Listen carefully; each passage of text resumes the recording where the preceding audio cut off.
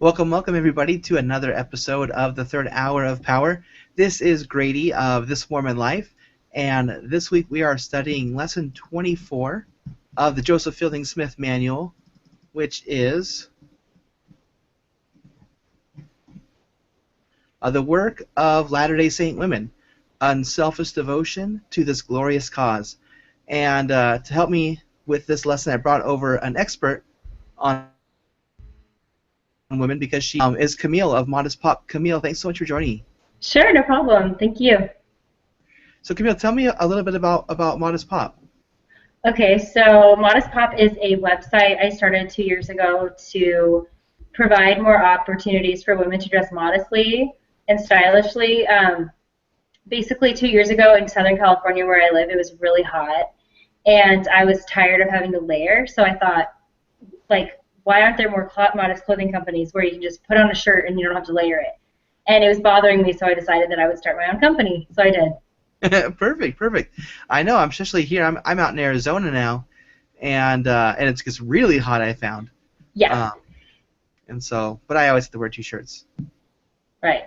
All right. So lesson 24, Okay. we're in, and some stories from the life of Joseph Fielding Smith, like the lessons do. And the story this week I really liked talked about how he would take his wife Jessie with him when he would go to speaking engagements, and she, I guess, was a beautiful singer, so he would often have her sing as well. And so he talks about in here that later, through the persistent and playful urging of his wife, Joseph would occasionally join Jessie in a duet, blending his own fine baritone with hers. On these occasions, they would usually sit together on the piano bench while Jessie played the accompaniment.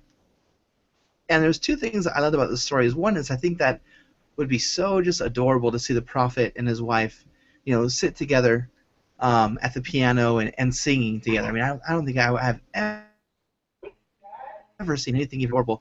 But then just the idea too is that the way that those two complemented each other in bringing in the Spirit. And I think when it comes to Relief Society and the priesthood, there's a great compliment that comes in doing the work of God. Definitely. I think so too. I like this lesson because it talks a lot about the temporal and the spiritual, and I think that it would. I wish that we could kind of have a glimpse at how it was back then to interact with the prophet. It wasn't just like he's at the pulpit and we're watching him on TV. It was more personal because there were less members of the church. So Yeah. I wish we could be back then and like be part of that because that would have been a cool experience. And I'm sure most people back then were related still too. Probably. They were all cousins or something. Cousin, auntie. So tell us a little bit about Section 1. Okay, so Section 1, it talks about how the scriptures talk about faithful women. And it talks a little bit about Eve, how she had the wisdom to know that they had to leave the garden. And the transgression was help them to experience good versus evil and joy. And it's, something I taught on my mission. And something I really appreciated about Preach My Gospel is because it talked about Eve in a light that made her sound intelligent and thoughtful. And a lot of Christians think that she just made a huge mistake. And so it's cool to have the gospel perspective that she was trying to just do the best thing for her family. And it was a hard decision, but she made the right decision. It was a decision based on following all of God's commandments and seeing the bigger picture. Yeah, and I love going to the temple and going through the endowment and learning more about the creation and that time in the garden. And the new videos do a great job of just kind of dramatizing that experience and the thoughtfulness and the sorrow and the great gravity that she understood that she was taking on at that time, even in their innocent state, that she was aware. Absolutely. Yeah. And I just love the idea of that compliment. Sometimes when it comes to Relief Society and priesthood, there is the Relief Society quorum, and then there's Relief Society class. And I think that in a way almost diminishes the importance of that organization. There was a talk that was given, and I didn't get the author of it, so I'm going to plagiarize for a moment. Yeah. But basically, she says that Relief Society is not just a class on Sunday. It isn't just a place we go if we're not teaching in the primary or in young women organizations. It is the Lord's organization for women. Participation in Relief Society is part of our glorious heritage and blessing as women in the Lord's church. And I think it's important that Relief Society is a sisterhood. It's where friendships are groomed and created, and it's a service organization. On the side of the lesson, if you're looking online, there's a couple, and one of them is a video about the Madeira Vineyard, and it talks about some Relief Society, or it shares some Relief Society sisters that go and do that service project. And they talk about how being out there together, serving together, really makes them feel stronger. It makes them feel unified when it comes to being sisters in the Relief Society. That's cool. Yeah, I think that Relief Society can be as important as people, if people give gravity to it, because I mean, right now I'm not in Relief Society. I haven't been in Relief Society for the majority of the time I've been married, which has been the last 7.5 years. I've been in Young Women's for the majority of the time, but I still look forward to not just socializing with them, but like being able to go to the activities and feel like I'm part of it, because there is a strength that comes from it. It's not just a social, like, oh, it's fun to see my friends that are in Relief Society. It's like the group was created to foster spirituality among women, bring women closer to Christ, and that is really important. And I feel like a strength from my Relief Society class, but it is more than a class. It's like you said, it's a society where they strengthen each other, and whether you're actually there physically on Sunday in that class, it doesn't matter. You're still part of that group, and it still has that purpose. And if you entertain that, then it can be a really strong thing for you. Or if you minimize it, it can't. Yeah, and I bring up that idea that just because you serve in primary or you serve in Young Women's, it doesn't mean that you're not part of that society. Yeah. And we see that too in priesthood, is that sometimes there's a little bit of a disconnect between the brothers that serve with the youth and those who are attending quorum. Mm-hmm. I think it's so important for our Relief Society president to make sure that they are reaching out to those sisters so that they don't feel separated, they don't feel taken apart and not part of that organization, that they feel loved and needed, and that yes, they'll do their calling service, but there's also service that should be done as a sisterhood. Well, right, like visiting teaching, that's kind of what unifies you, is that you're all, no matter if you're in primary or Young Women's or nursery or library or whatever, you're all visiting teachers, so that helps. Yeah. Tell us about Section 3 a little bit.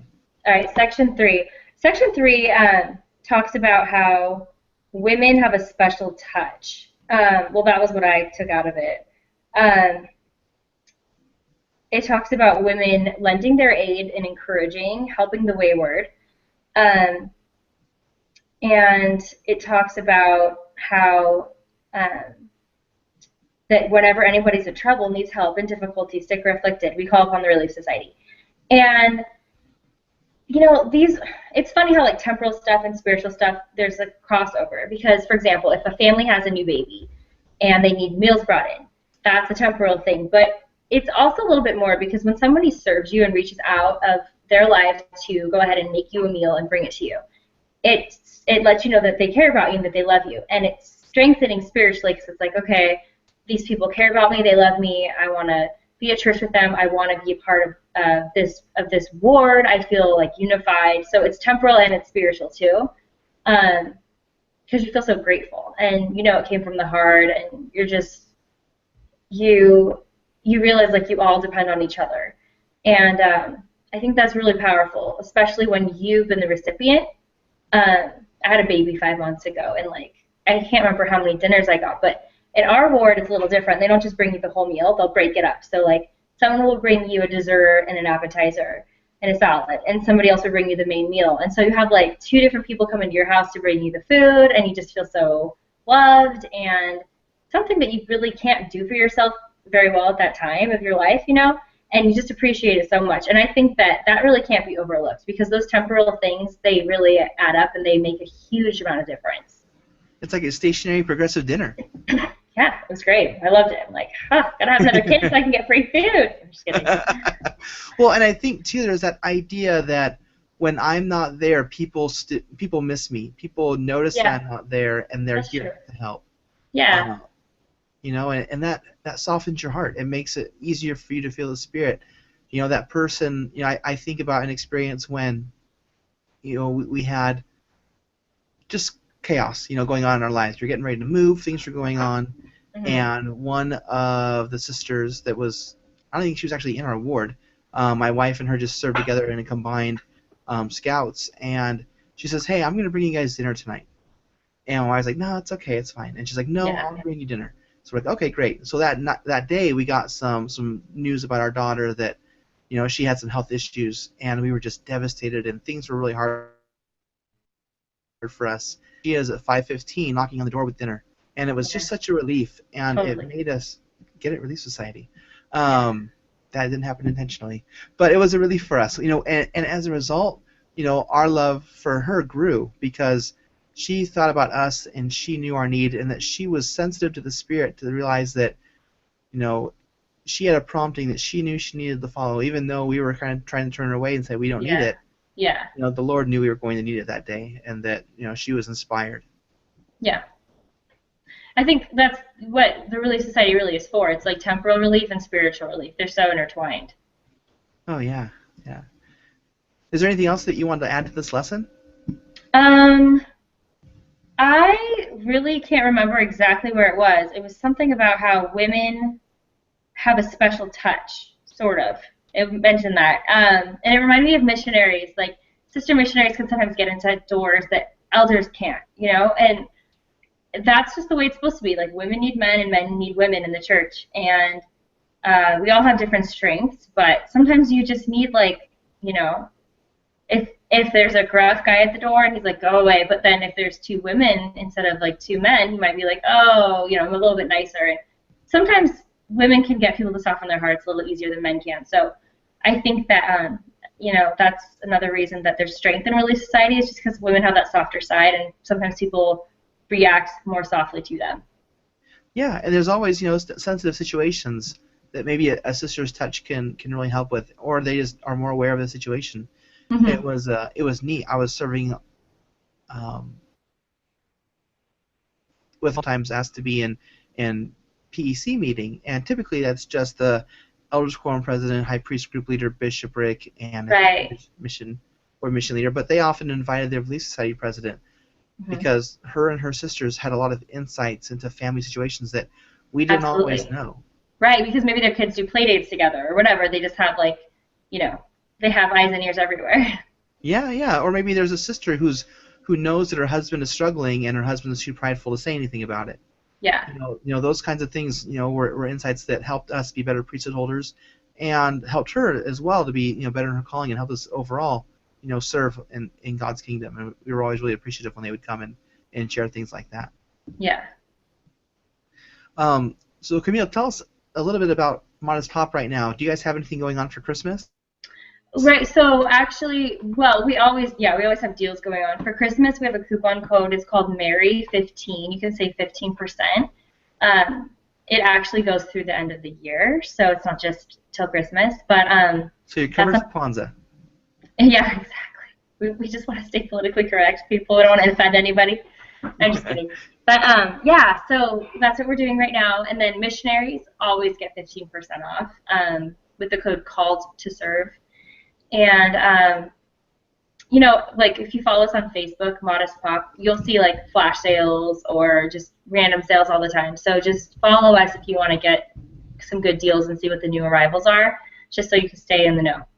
I love it. And I have another question. So if you are watching us on the live feed, you just moved your monitor, but on your wall is a gigantic sword. Tell me about that. Oh, you can see the sword now? Oh, man, I better move it. Moving it away from the sword. Okay. The sword is purposely put on where it is on the wall because when you open the door, you can't see it. My husband wanted to put his sword up in our house, and I was like, as long as it's in a hidden spot. That's really funny that the sword was visible. Yeah, my husband got it from his friend. He served his mission.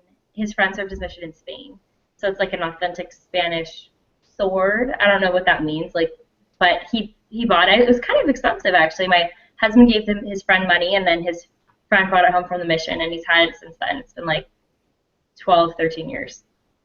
I love it. I think it's really cool.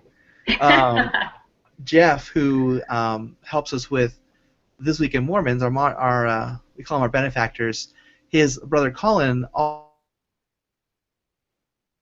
also is really big Lord of the Rings swords and things like that. Oh, okay, cool. They're more movie replicas, not like the real thing. Yeah. But still awesome nonetheless. Well, Camille, thank you so much for joining me this week. I really appreciate it, and I love the insights that you added. I couldn't do this lesson with another guy. I wanted to have a sister's viewpoint, so this was perfect. Thanks. All right, so thank you everyone else for listening as well. On behalf of Camille, my name is Grady of This Mormon Life. That's www.this-mormon-life.com. You can also find me on Facebook and Camille. And what I'll do is I'll throw Facebook links into the show notes this week. So go by This Week in Mormons and you can see those. You can click on them. I'll put those promo codes in there. If you've got some shopping to do for Christmas, Modest Pop I think is a great place. I checked it out. Super stuff, cool, and I really appreciate you kind of coming in and sharing with that. And until next time, my name is Grady, and we bid you all a fond adieu.